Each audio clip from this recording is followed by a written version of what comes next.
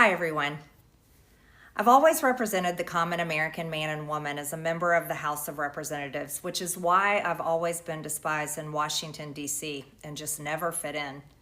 Americans are used by the political industrial complex of both political parties, election cycle after election cycle, in order to elect whichever side can convince Americans to hate the other side more. And the results are always the same. No matter which way the political pendulum swings, Republican or Democrat, nothing ever gets better for the common American man or woman. The debt goes higher, corporate and global interests remain Washington's sweethearts, American jobs continue to be replaced, whether it's by illegal labor or legal labor by visas or just shipped overseas. Small businesses continue to be swallowed by big corporations. Americans' hard-earned tax dollars always fund foreign wars, foreign aid, and foreign interest. And the spending power of the dollar continues to decline. The average American family can no longer survive on a single breadwinner's income, as both parents have to work in order to simply survive. And today, many in my children's generation feel hopeless for their future and don't think they will ever realize the American dream. And that breaks my heart. I ran for Congress in 2020 and have fought every single day believing that Make America Great Again meant America first. I have one of the most conservative voting records in Congress, defending the First Amendment, Second Amendment, unborn babies because I believe God creates life at conception, and I love to fight for the little guy. Strong, safe borders, I have fought hard for that. I've fought against COVID tyrannical insanity and mandated mass vaccinations, and I've never voted to fund foreign wars with your hard-earned tax dollars. However, with almost 1 year into our majority, the legislature has been mostly sidelined. We endured an 8-week shutdown, wrongly, resulting in the House not working for the entire time, and we are entering campaign season, which means all courage leaves and only safe campaign re-election mode is turned on in the House of Representatives.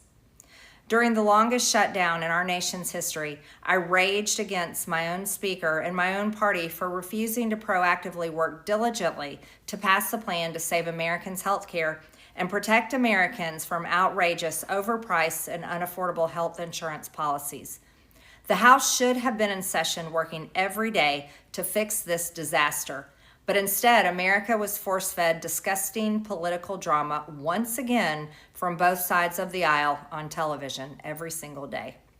My bills, which reflect many of President Trump's executive orders, like calling for a new census counting Americans only to draw new districts, making English the official language of the U.S., making it a felony to medically trans a minor, and other bills like eliminating capital gains taxes on the sale of your primary home and eliminating H-1B visas, just sit. They all sit collecting dust.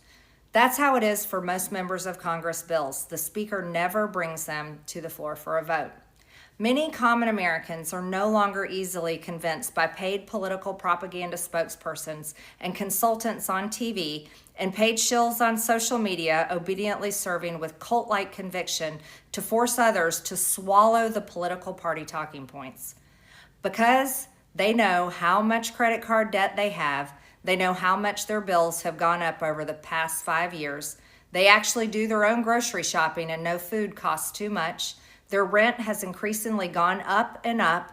They have been outbid by corporate asset managers too many times when they put in an offer to buy a house. They have been laid off after being forced to train their visa-holding replacement. The college degree they were told to earn only left them in debt with no big six-figure salary.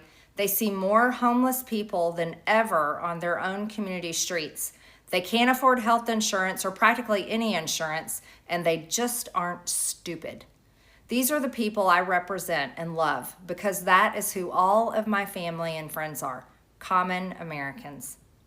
I've been blessed to represent the 14th District of Georgia for 5 years. The district is filled with some of the most wonderful, kind-hearted, God-fearing, patriotic, hardworking people you will ever meet. Good, regular, common Americans. I've worked hard to bring taxpayer dollars back home to help district needs. I impeached Biden's Secretary of Homeland after watching my constituents die as he facilitated dangerous open border invasion into America. And I led the effort to defund hard-left politically biased NPR and PBS and the corrupt USAID, and I did that as chair of the DOJ subcommittee. I have fought harder than almost any other elected Republican to elect Donald Trump and Republicans to power. I traveled the country for years. I spent millions of my own money. I missed precious time with my family that I can never get back. And I showed up in places like outside the New York courthouse in Collect Pond Park against a raging leftist mob as Trump faced Democrat lawfare. Meanwhile, most of the establishment Republicans who secretly hate him and who stabbed him in the back and never defended him against anything have all been welcomed in right after the election. And I will never forget the day I had to leave my mother's side as my father had brain surgery to remove cancerous tumors in order to fly to Washington, D.C. to defend President Trump and vote no against the Democrats' second impeachment in 2021. My poor father and my poor mother, it was way too much for all of us. Through it all, I never changed or went back on my campaign promises and only disagreed in a few areas, like my stance against H-1Bs replacing American jobs, AI state moratoriums, debt for life 50-year mortgage scams, standing strongly against all involvement in foreign wars, and demanding the release of the Epstein files. Other than that, my voting record has been solidly with my party and the president.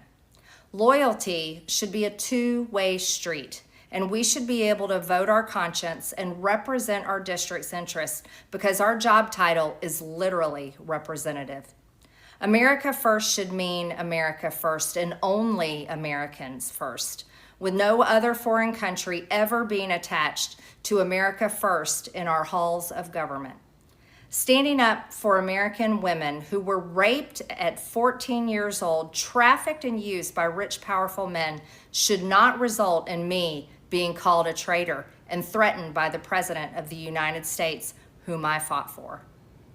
However, while yes, hurtful, my heart remains filled with joy, my life is filled with happiness, and my true convictions remain unchanged because my self-worth is not defined by a man, but instead by God who created everything in existence. You see, I have never valued power, titles, or attention in spite of all the wrong assumptions about me. I do not cling to those things because they are meaningless and empty traps that hold too many people in Washington. I believe in term limits and do not think Congress should be a lifelong career or an assisted living facility.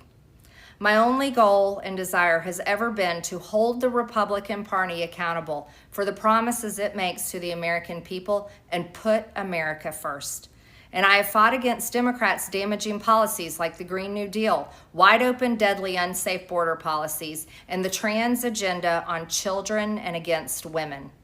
With that has brought years of non-stop, never-ending personal attacks, death threats, lawfare, ridiculous slander and lies about me that most people could never withstand even for a single day.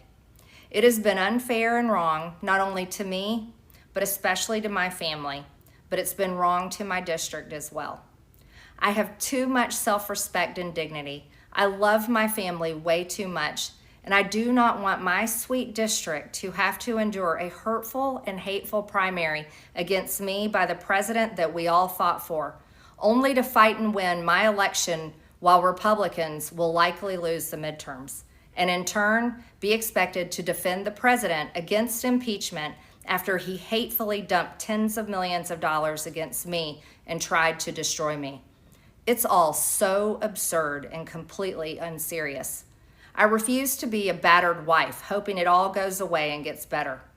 If I am cast aside by the president and the MAGA political machine and replaced by neocons, big pharma, big tech, military-industrial war complex, foreign leaders, and the elite donor class that can never ever relate to real Americans, then many common Americans have been cast aside and replaced as well.